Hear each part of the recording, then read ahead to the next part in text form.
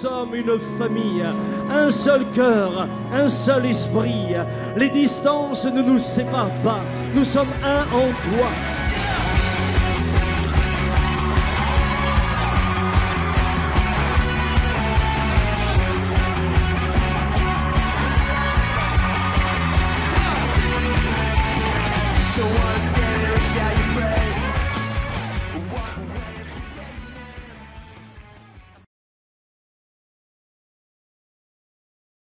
Et avant de commencer, juste donne un petit câlin à la femme qui est à côté de toi. Un petit câlin. Si je pouvais, je vous fais un méga gros câlin partout. Un méga gros câlin. Et juste regardez la vidéo. La vidéo. Alors, on peut mettre la petite vidéo et dis à ta voisine, c'est une histoire de deux petites tortues qui sont là les unes pour les autres. Alors c'est nous sommes là les unes pour les autres. Plus fort ensemble.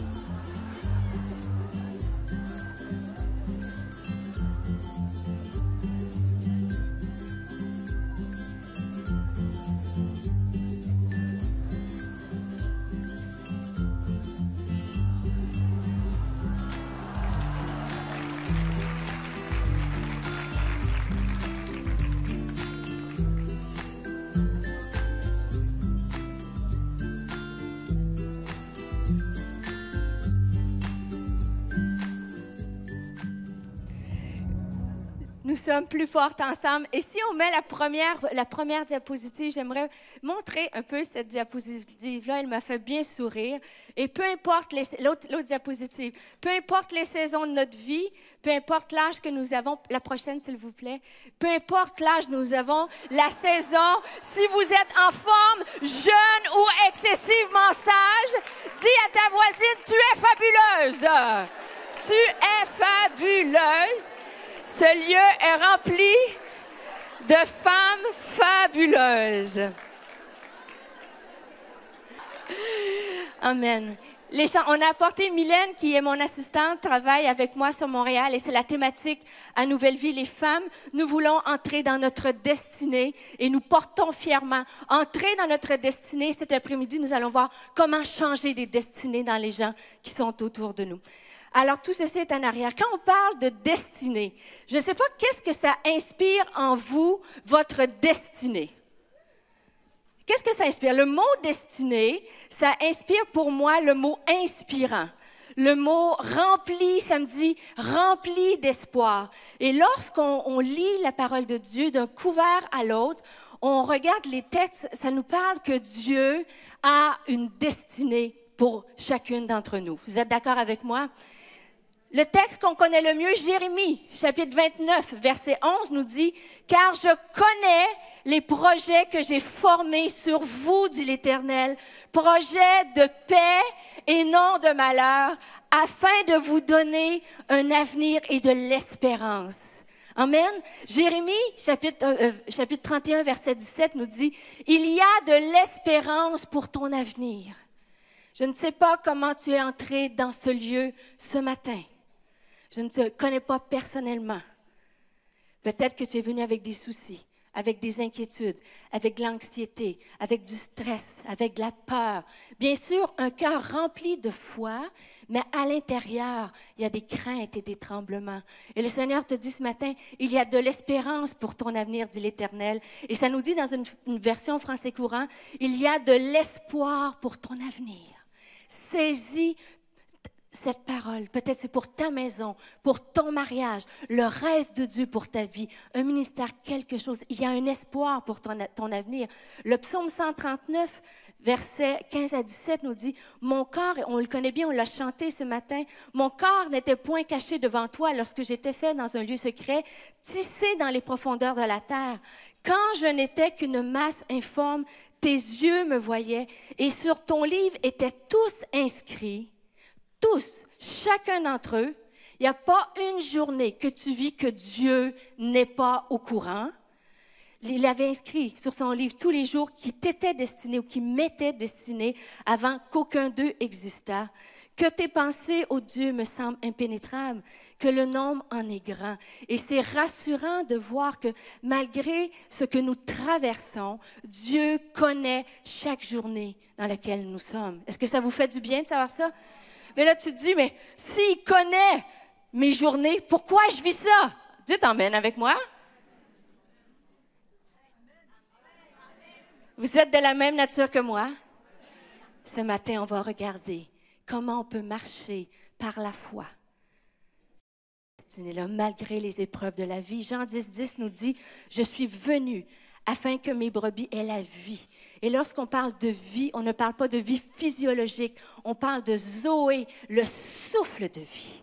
Et moi, je prie pour moi, pour ma maison, mon mariage, je veux une vie en abondance. Je veux une vie riche. Je veux la vie que Dieu a pour moi. Et lorsque je vous dis ça, vous avez été honnête il y a quelques secondes quand vous dites, oui, moi aussi, je la veux, cette vie en abondance-là. Moi aussi, je crois que Jésus est venu pour me donner cette vie abondante. Mais aujourd'hui, dans la saison que je suis, on va parler des saisons, ce n'est pas exactement ce que je vis. Et vous savez, une des leçons pour moi de 2015, ça a été de voir quand la Bible nous dit que les pensées de Dieu sont au-dessus de nos pensées. Et ce que je croyais bien, moi, en 2015, pour ma maison, pour mes enfants, et même certaines choses de mon ministère, je me dis, Seigneur, je priais, c'est comme ça que je veux que ça se passe. Et à chaque fois, le Seigneur m'a montré, toi, tu veux ça, mais moi, j'ai des pensées au-dessus de tes pensées. Lorsque tu crois que la saison et le jour que tu vis sont difficiles, et elles le sont, la vie est difficile en ce moment, le Seigneur nous dit, ne t'en fais pas, moi j'ai des plans au-dessus de tes plans. Et je fais tourner toutes les choses en mon bien. Et C.S. Lewis a écrit « Les difficultés préparent des gens ordinaires pour une destinée extraordinaire. »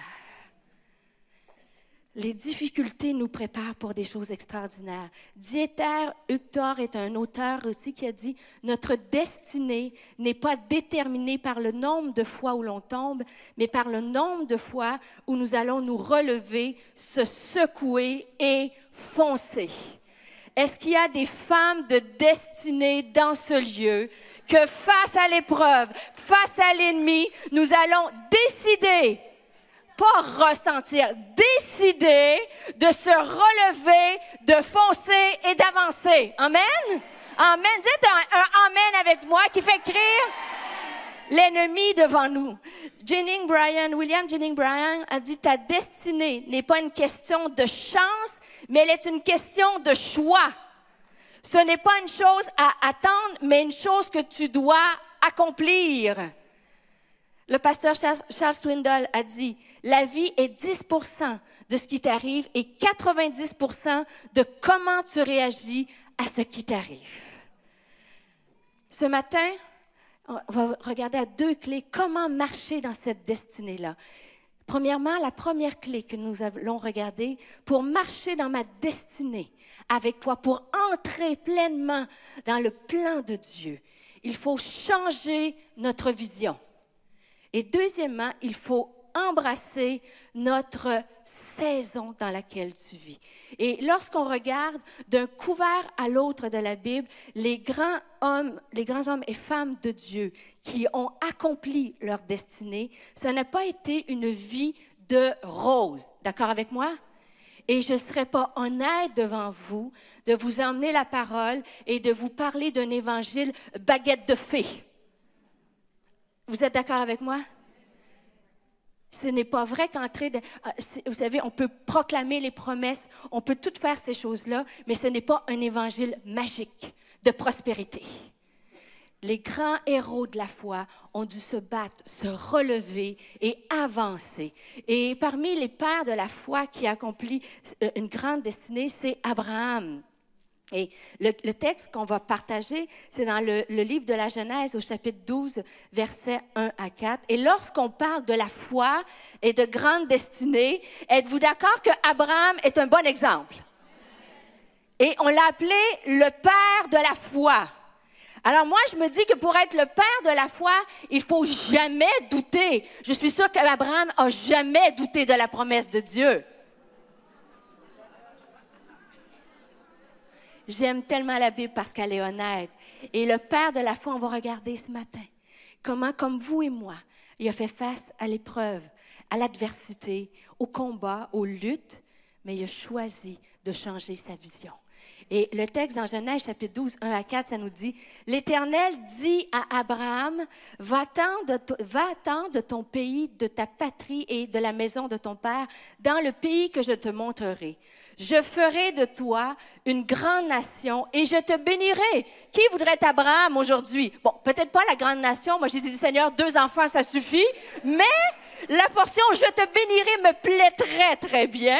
Je rendrai ton nom grand et tu seras une source de bénédiction. Amen? Jusque-là, ça va bien.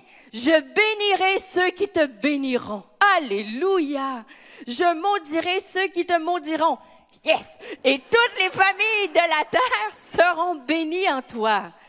Abraham partit comme l'Éternel lui avait dit et Lot partit avec lui. Abraham était âgé de 75 ans lorsqu'il sortit de Charan. Si je m'arrête juste ici, le texte, Dieu lui fait une promesse extraordinaire. Comme Dieu nous fait des promesses extraordinaires. Lorsque nous sommes enfants de Dieu, nous croyons en Jésus-Christ, nous avons donné notre vie à Christ, il y a des promesses de Dieu pour nos vies. Et Abraham reçoit cette promesse-là et il est dans la joie. Il a 75 ans. Mais, vous savez, avant que la promesse s'accomplisse, il a dû vivre et traverser plusieurs événements. Premièrement, tout de suite après cette promesse-là, il y a eu une famine dans le pays d'Abraham. Il n'y a plus de ressources. Il ne peut plus manger. C'est la difficulté. Il doit partir en Égypte. Est-ce que vous avez déjà reçu une grande promesse, un moment avec Dieu, puis Dieu te dit, oui, tu vas avoir la victoire. Oui, ton fils va revenir à Dieu. Oui. Et la chose qui suit par la suite, c'est la famine spirituelle. Je ne suis pas tout seul? OK, on est d'accord. Et par la suite, quand la famine se termine, Abraham part de l'Égypte et retourne dans son pays. Mais puisque la vie n'est pas toujours facile, il y a des querelles entre les bergers d'Abraham et les bergers de Lot, son neveu. Vous connaissez l'histoire? Et là, Lot, à qui il a aidé Lot toute sa vie, il a pris soin de lui. Lot aurait dû avoir de la révérence et du respect pour Abraham. Vous êtes d'accord avec moi? Mais Abraham, il lui dit, choisis l'endroit, on ne peut plus rester ensemble, choisis l'endroit où tu veux aller. Et Lot, lui, prend la plaine qui est riche et abondante. Amen. Et Abraham, malgré qu'il y a cette promesse-là, il part d'une famine. Il retourne, en retournant, il y a une querelle. Dans la querelle, lui, qui a tout fait, se ramasse dans un endroit rocailleux et difficile près de Sodome et Gomorrhe. Est-ce que c'est juste? Est-ce que c'est juste? Et des fois, dans notre vie chrétienne, on vit des situations où c'est injuste. C'est injuste. Pourtant, Abraham a eu la promesse, mais ce n'est pas suffisant. Par la suite, il y a des guerres autour de lui. On enlève son neveu et vous savez, tout ce qui se passe, c'est fascinant la Bible. Et de la promesse qui est décrite au chapitre 14 de Genèse, la suite du texte, chapitre 15, vous savez, nous, ça suit dans la Bible, mais il y a 25 ans qui va s'écouler. Et ça nous dit au chapitre 15, verset 1, « Après ces événements », et le « après ces événements », c'est ce que je viens de vous raconter. Abraham reçoit une promesse, la famine, le désert, la querelle, l'injustice. Et là, Dieu revient et lui parle. Il dit, après ces événements, la parole de l'Éternel fut adressée à Abraham dans une vision. Il dit, Abraham, ne crains point, je suis ton bouclier et ta récompense sera très grande. Mais ça dit par la suite, le verset qui suit, Abraham répondit, Seigneur, l'Éternel, que me donneras-tu? Avez-vous vu le cœur d'Abraham maintenant? Il croit à la promesse, mais les soucis de la vie, les querelles, les famines, les déserts, est venu mettre le doute dans son cœur. Il lui dit, que me donneras-tu? Je m'en vais sans enfant. Il parle cœur à cœur avec Dieu. Et l'héritier de ma maison, c'est Eliezer de Damas, un de mes domestiques. Il lui est en train de lui dire, tu m'as fait une promesse. Tu m'as dit que j'allais avoir un héritier. Et en ce moment, 25 ans plus tard, même le domestique de ma maison a un fils et moi, j'en ai pas. Si vous êtes honnête, est-ce que ça vous est déjà arrivé? Abraham a été honnête, lui, de faire face à une situation, d'attendre une promesse, une prière, quelque chose. Puis Abraham, il dit, moi, le Seigneur, j'y ai cru. J'ai cru, mais le temps passe. Et sa vision n'était plus sur la promesse de Dieu. La vision d'Abraham était sur ce qu'il vivait. Il lui a dit, même le domestique a un enfant. Et Abraham dit, voici, tu ne m'as pas donné de postérité, et celui qui est né dans ma maison sera mon héritier. Il est en train de dire, j'ai cru en la promesse, le temps a passé, il s'est passé des choses, finalement tout le monde a été béni, mais pas moi, et je vais trouver l'héritier moi-même. Je sais qu'il n'y a pas de Abrahamette ici dans ce lieu-là. Tu sais, à ta voisine, tu n'es pas une Abrahamette, là, dis, j'y cogne là. Mais si on est honnête entre femmes, on est d'accord que nous, les femmes, des fois, on prend le contrôle de la situation. Ah ah, là, qui me comprend? Alléluia, vive les femmes de Mulhouse. Et c'est-à-dire que quand on croit, puis on voit que la promesse n'arrive pas, consciemment ou inconsciemment, je nous laisse le bénéfice du doute. On commence à douter et à faire les choses par nous-mêmes.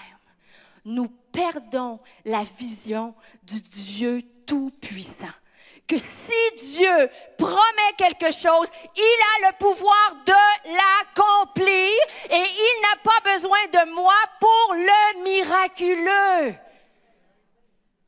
Et Dieu m'a parlé à travers ce texte-là pour des choses de ma vie. Il a dit, Stéphanie, attends la promesse. Si elle tarde, attends-la. Mais elle va s'accomplir. Ne regarde pas à ce que tu vois, regarde à qui je suis. Ne regarde pas à ce qui est visible, regarde à ce qui est invisible. Et Dieu, et le texte va par la suite, il parle, il lui dit, alors la parole de l'Éternel lui fut adressée ainsi, ce n'est pas lui qui sera ton héritier. Et le Seigneur te dit ce matin, ce n'est pas de la façon dont tu penses que je veux le faire, ce n'est pas toi qui vas le faire, ce n'est pas ton combat, c'est mon combat. Il lui dit, c'est pas lui qui va être ton héritier, mais c'est celui qui sortira de tes entrailles, qui sera ton héritier. Et la suite est magnifique. Et un simple mot, si vous avez votre Bible, vous prenez des notes, encerclez, écrivez. Puis il fit sortir Abraham de sa tente. Et ça, mes amis, c'est la clé pour nous ce matin. Je te dis, sors de ta tente. Elle est vraiment jet lag, la Canadienne, hein? Vraiment. Puis il fit sortir Abraham de sa tente et lui dit, regarde vers le ciel et compte les étoiles si tu peux les compter. Et lui dit, telle sera ta postérité. Et Abraham eut confiance en l'Éternel qui lui imputa à justice. J'ai demandé, est-ce que je peux avoir l'aide de mes amis avec ma tante? Oui, ma tante, mes petites chaises. Et raconte ton témoignage à ta voisine, dis-lui comment tu es bénie. Pendant 2 secondes. Comme ça. Dos à dos. J'avais une tente, mais je ne pouvais pas l'emmener, vous devinez bien, dans mes valises. OK, là, je vais essayer de... Est-ce que tout le monde voit bien? Pour entrer dans notre destinée, la première clé, marcher par la foi, entrer dans les promesses, aller chercher les promesses de Dieu pour ta vie, la première clé, tu dois changer ta vision. Et lorsqu'Abraham fait face à ses difficultés, et c'est là que je suis contente d'être pas très grande pour entrer dans cette tente. Lorsqu'Abraham fait face à ses difficultés, lorsqu'il perd la foi, lorsqu'il perd la promesse de Dieu, il est dans sa tente.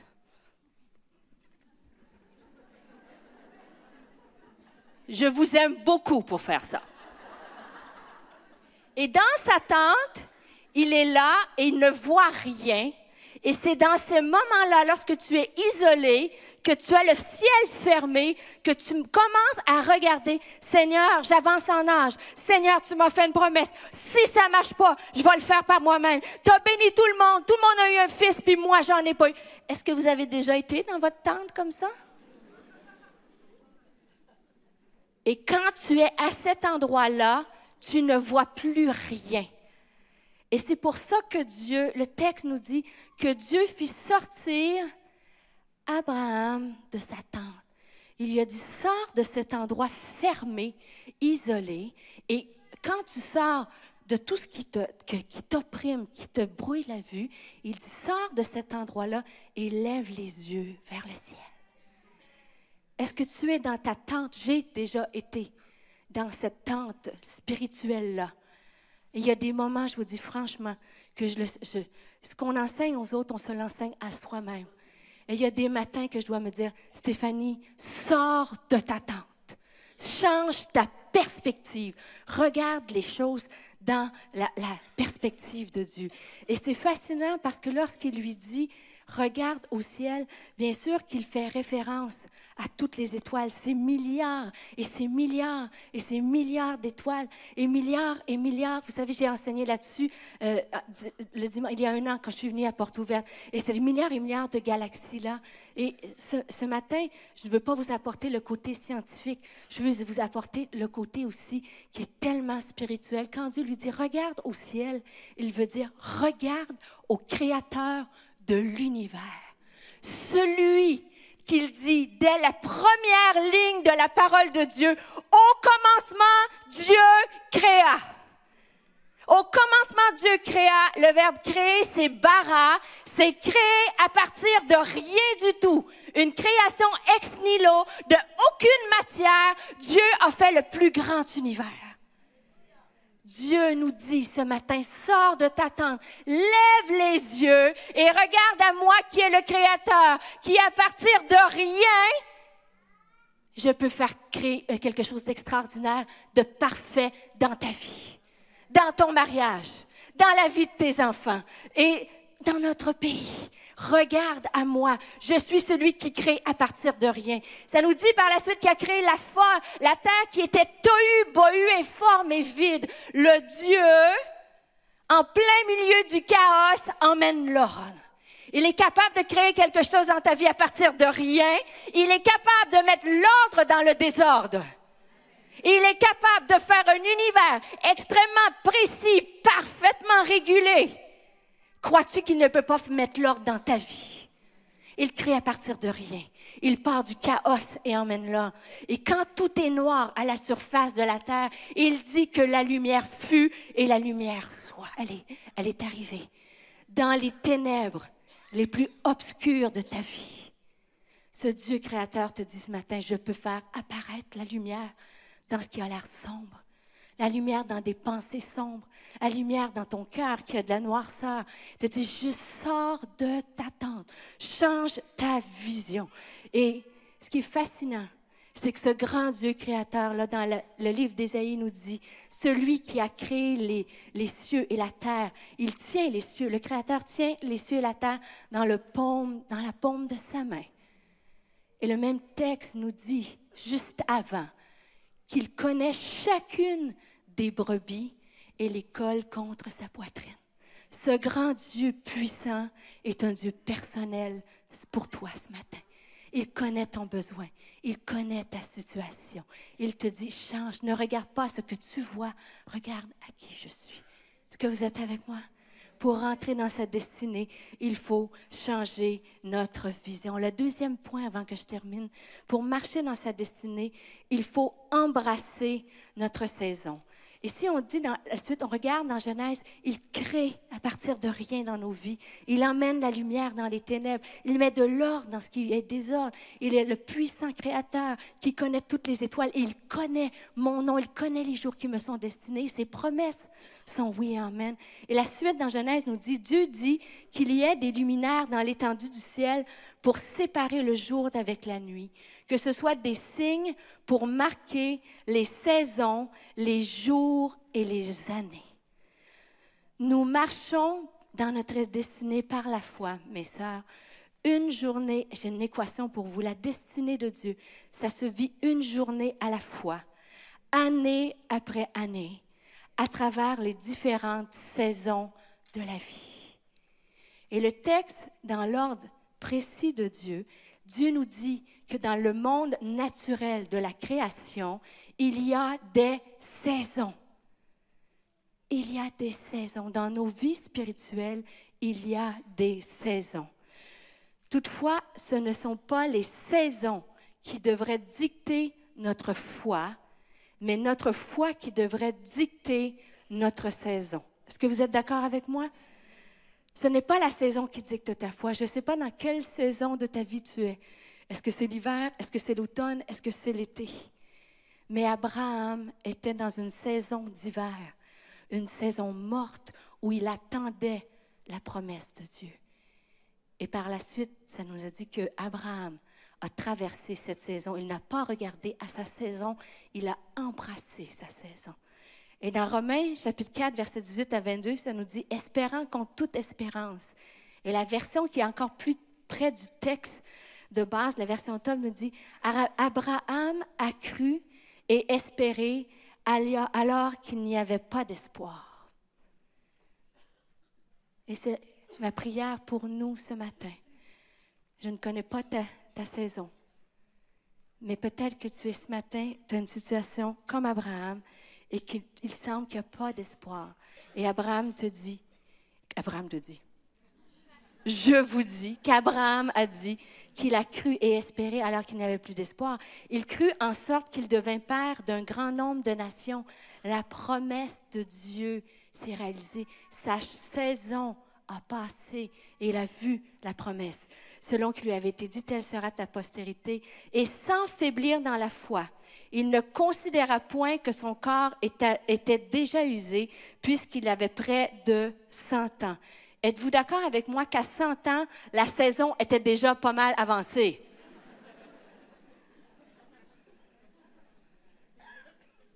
Et malgré sa saison morte,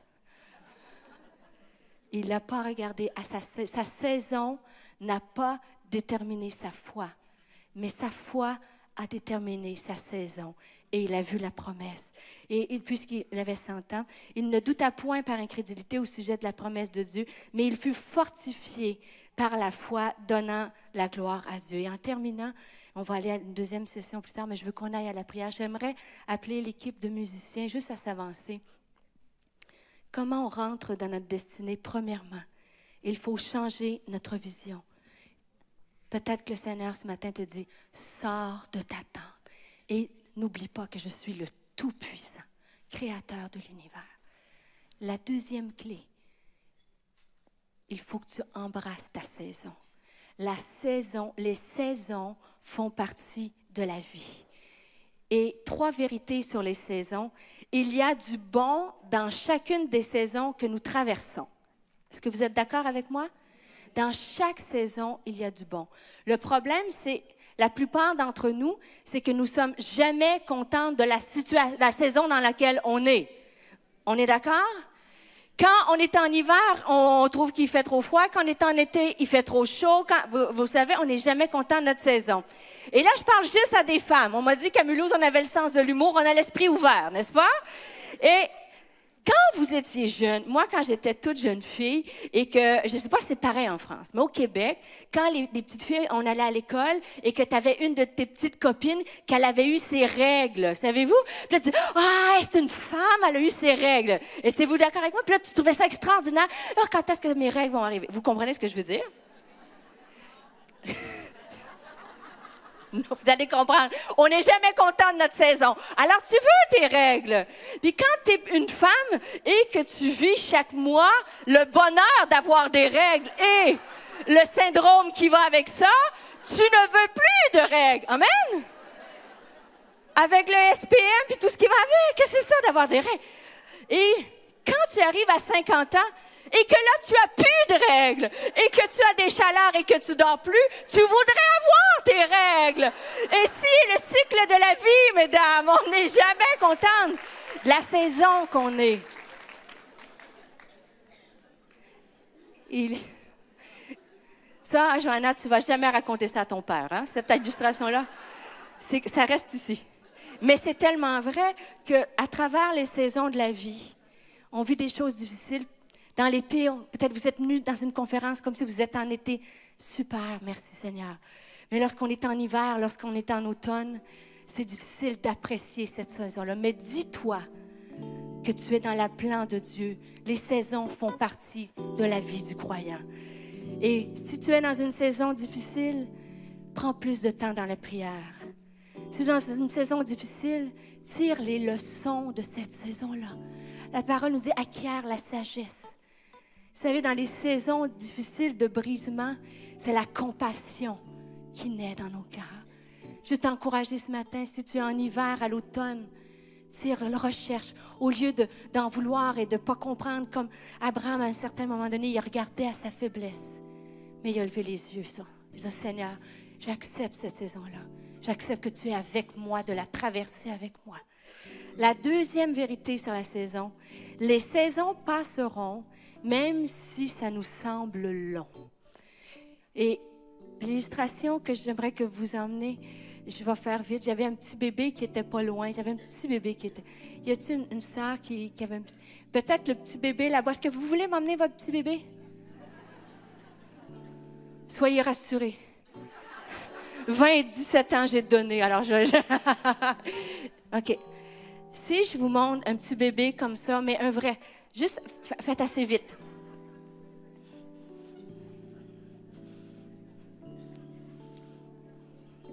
C'est beau, hein, quand c'est petit comme ça. Tada! Est-ce qu'on le dérange? On le sort de là? OK, on le sort de là. Prenez-le dans vos bras.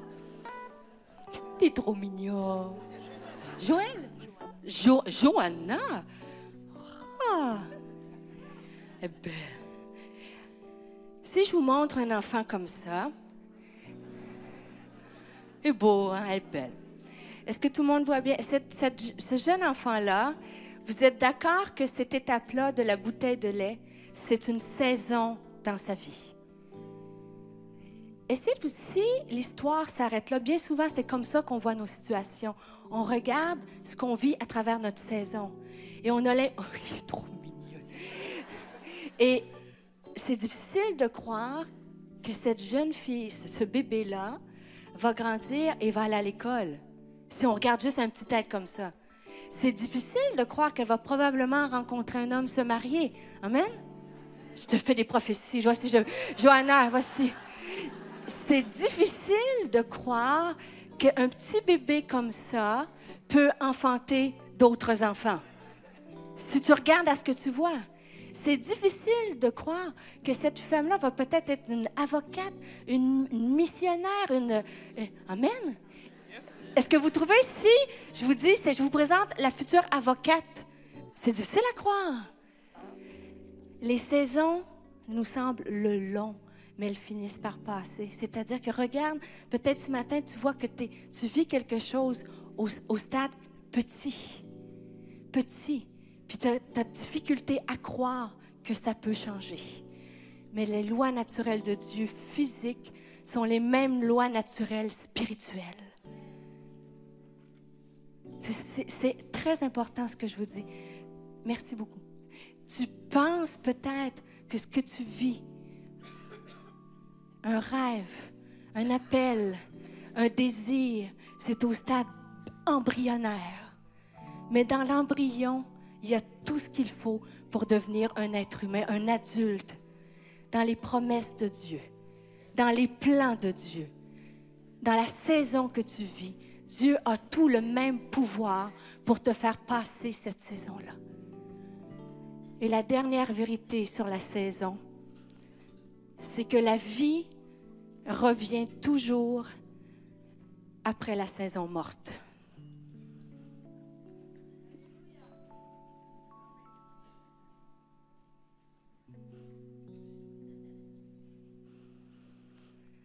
Il faut que les feuilles meurent, froissent.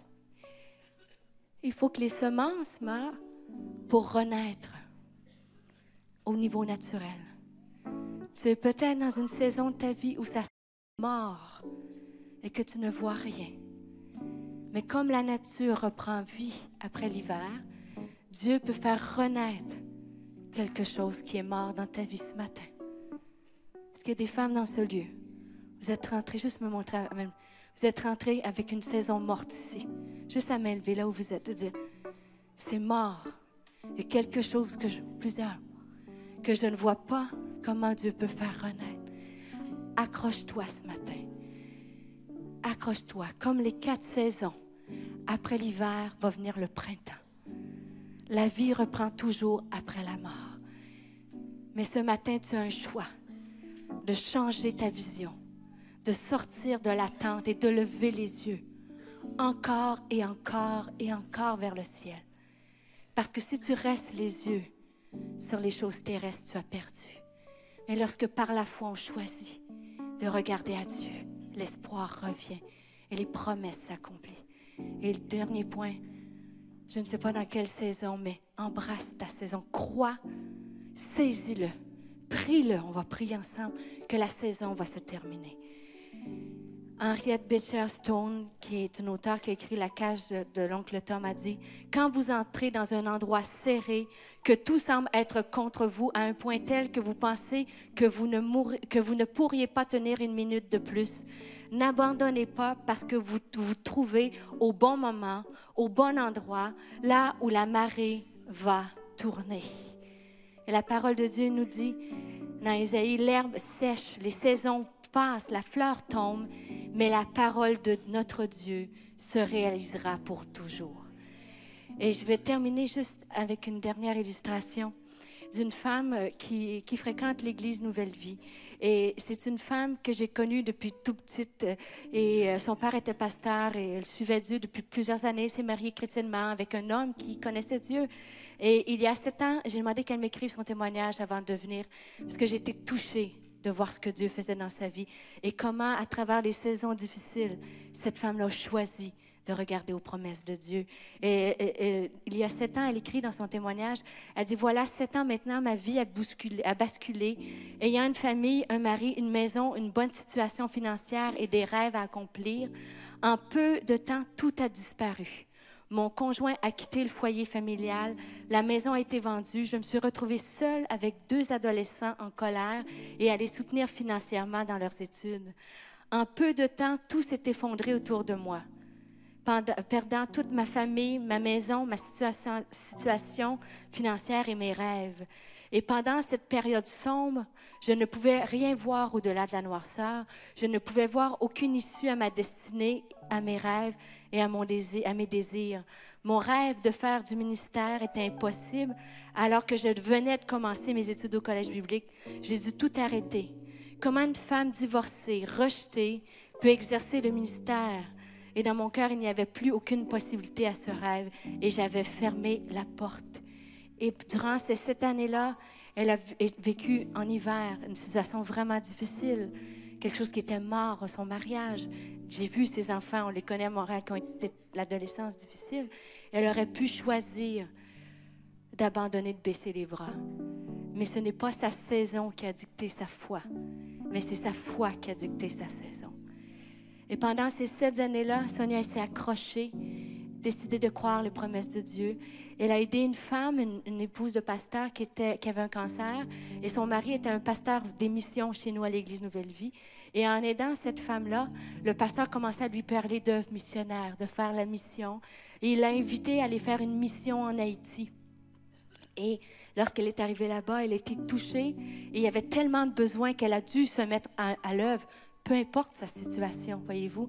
Et à partir de ce voyage-là missionnaire, un cœur pour les missions s'est levé. Et 7 ans plus tard, savez-vous comment, je ne sais pas si on peut mettre les diapositives, elle dit, ce que je croyais mort et enterré, Dieu l'a fait revivre. Là où je croyais qu'il n'y avait plus aucune possibilité, il a ouvert un chemin. Il est le Dieu de l'impossible. Et cet été, je me suis rendue au Pakistan, où Dieu a ouvert la porte en ma faveur. J'ai prêché à une foule de plus de 2000 personnes. Jamais dans mes moments les plus sombres, je n'aurais pu imaginer, même penser, que Dieu pourrait accomplir mon rêve. Et elle dit, je suis de retour de l'Inde où Dieu a ouvert les portes. J'ai apporté la parole à une foule de musulmans et hindous, conduisant 60 personnes à Christ, prêchant à une colonie de lépreux. Il est le Dieu de l'impossible. Il est le Dieu qui ressuscite ce qui est mort. Il est le Dieu qui peut donner la vie à tes rêves qui sont morts comme il l'a fait pour toi. Amen. Et quand on regardait la vie, oui, on peut acclamer le Seigneur qui agit à travers la vie des femmes.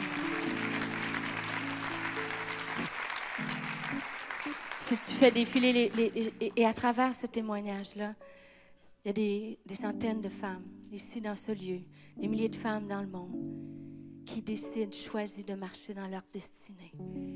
Et je veux ce matin, on puisse chanter un chant ensemble et qu'on puisse prier que Dieu, pour certaines, vous avez besoin de sortir de la tente. Tu as besoin de sortir du lieu où tu es. Et vous savez, l'Église, c'est un lieu de refuge et non un lieu de jugement. On n'est pas ici pour s'impressionner des superwomen spirituelles.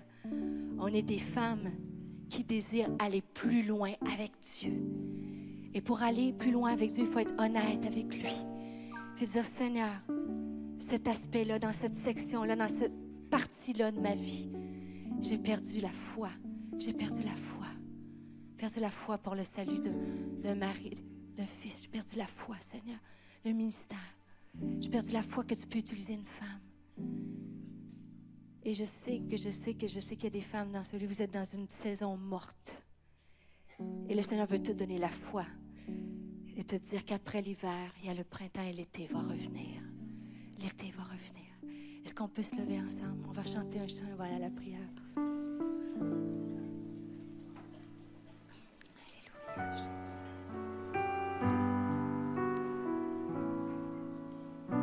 Allez, gardons cette attitude de prière. Il est le Dieu vainqueur, il est le Dieu puissant, mais il est le Dieu consolateur dans ce lieu. Il est le Paraclétos. Il a dit, quand Jésus est parti, il a dit, il est avantageux que je m'en aille. Je vous enverrai le Saint-Esprit, le Paraclétos, celui qui marche à vos côtés, le consolateur, celui qui t'aide à terminer la course, celui qui connaît tous les jours qui sont inscrits, celui qui t'a dit, je connais des projets que j'ai pour toi. N'aie pas changé d'idée, mes promesses. Et j'ai un avenir que tu vas espérer. Alléluia. Est-ce que je peux vous demander de fermer les yeux dans ce lieu? C'est un moment de destinée. Un moment de destinée. Tout à l'heure, on va apporter la parole sur nos réactions déterminent notre destinée. Cet après-midi, on va apporter la parole sur aller plus loin que Dieu veut nous utiliser pour changer des destinées. Mais ce matin, c'est un moment de puissance et de guérison. Ce matin, Dieu veut guérir, veut relever, veut fortifier, veut te donner la force de sortir de la tente. Tu as entendu le message, tu comprends, nous sommes cœur à cœur. Mais j'entends ta voix qui me dit, Stéphanie, je veux, mais j'en suis incapable. Et le Seigneur te dit, je suis avec toi. Je suis avec toi. C'est moi qui va changer l'eau en vin. C'est moi qui va faire le miraculeux. Nous n'avons qu'à apporter notre vaisseau, notre corps. Et lui va faire le miraculeux. Pendant que tout le monde a les yeux fermés, est obéissante à la parole de Dieu, je vais prier pour vous. Parce que le but de cette conférence, c'est d'être visité par Dieu. C'est d'être touché, c'est de sortir transformé ce matin. De sortir avec une nouvelle vision et espérance pour ma maison, ma destinée, pour mon pays. Et juste pendant que vous avez les yeux fermés, à main levée, me dit Stéphanie, prie, j'ai besoin. Le message est pour moi ce matin. J'ai besoin de changer ma vision. J'ai besoin de sortir de ma tente. Soyez honnête, j'ai besoin de sortir plein de choses. Soyez honnête, si vous voulez que Dieu... Abraham a été honnête. Abraham a été honnête et Dieu l'a visité. Plusieurs. Et tu as d'autres femmes, vous êtes aussi, gardez vos mains levées. Et tu es venu, c'est dans une saison. Tu as besoin que Dieu renouvelle ta foi dans cette saison-là. Tu as besoin de voir comme ce petit enfant. Peut-être que tu vois qu'un enfant et Dieu veut te montrer tous les projets. Stéphanie, je suis dans une saison. J'ai besoin de l'aide de Dieu pour embrasser ma saison. Est-ce que je peux voir votre main levée? que Dieu, vous avez besoin de force, de courage dans cette saison-là. Amen. Presque 100% des femmes sont ici. Est-ce qu'on peut prendre le temps, Johanna, comme une famille, de dire, vous avez levé la main, je sais, on a toute la journée, mais ce matin est un moment de guérison. Parce que 100% des femmes, mais je veux vous demander de faire un geste de foi, un pas de foi, comme Abraham est sorti de la tente. Je demande de sortir, de t'arranger et de venir en avant. Et ensemble, il y a une force d'être ensemble comme les tortues, je vous ai montré. Il y a une force, une puissance de s'unir ensemble dans la prière. Et pendant que vous venez en avant, là où vous êtes, toutes celles, vous avez levé les mains, vous étiez par centaines, venez. Je suis partout dans l'allée. C'est un geste symbolique de dire, nous marchons dans notre destinée par la foi. Je sors de l'endroit où je suis et j'entre dans ma destinée. Je décide ce matin, avancez-vous près. Je veux qu'il y ait une place pour tout. Prêt. Rendu ici ensemble, on va prier ensemble, tout le monde. Mais il y a... Parfait. Peu importe, je sais qu'on ne peut pas tous se rendre, mais on peut avancer encore plus près. Une armée, un corps, le corps de Christ ensemble. Les femmes ici dans ce lieu, on peut encore en mettre un peu là où vous êtes. Est-ce que vous pouvez commencer à élever vos mains? Je vais demander à l'équipe de prière on va essayer de prier pour chacune d'entre vous.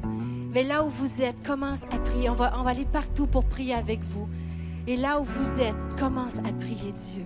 Et juste avant, est-ce qu'on peut chacune d'entre nous lever nos mains comme un signe d'abandon? Levez vos mains. Et commence à prier Dieu. Seigneur, là où tu es. Seigneur Jésus, c'est entre toi et Dieu. Dans ton cœur, à haute voix, à genoux, debout, prosterné. Et commence à dire, Seigneur, je te prie pour chaque femme. Je te prie pour chaque femme dans ce lieu. Alors que tu as dévoilé ta parole en mon cœur sur Montréal, tu avais une promesse et une action de puissance ce matin pour ces femmes. Alors qu'elles répondent, et je suis la première à me mettre en avant l'appel, Seigneur. Je te prie à travers nos saisons, viens nous aider, Éternel. Donne-nous la foi. Je te prie que tu nous fortifies ce matin. Je te prie que nous rendons les armes devant toi et nous croyons que tu vas nous faire traverser cette saison. Je te prie en ce moment pour une intervention toute particulière pour celles qui sont dans des saisons mortes, des saisons qui semblent mortes, des pensées qui sont de mort autour d'elles. Je te prie dans le nom de Jésus de venir ce matin consoler, de venir fortifier par le Saint-Esprit. Là où elles sont, tu es omniprésent et omnipuissant. Seigneur, tu vois la foi de tes filles ce matin. Tu vois le cœur et l'honnêteté. Seigneur, comme Abraham l'a fait. Et quand Abraham t'a parlé, il ne craindra plus. Il n'a plus craint. Et je te prie que tu mettes la paix ce matin dans le cœur de mes sœurs.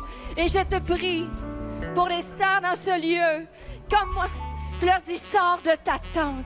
Ça fait trop longtemps que tu es dans l'obscurité, dans des pensées, que tu es seule, que tu t'isoles. Sors de ta tente ce matin. Change ta vision. Je vais te donner la force de sortir de cette tente. Demande-moi la force et je vais te sortir de cette tente. Je vais te donner la foi. La foi, regarde à moi, je suis le Dieu créateur, le Dieu de l'univers. Je ne t'ai pas oublié.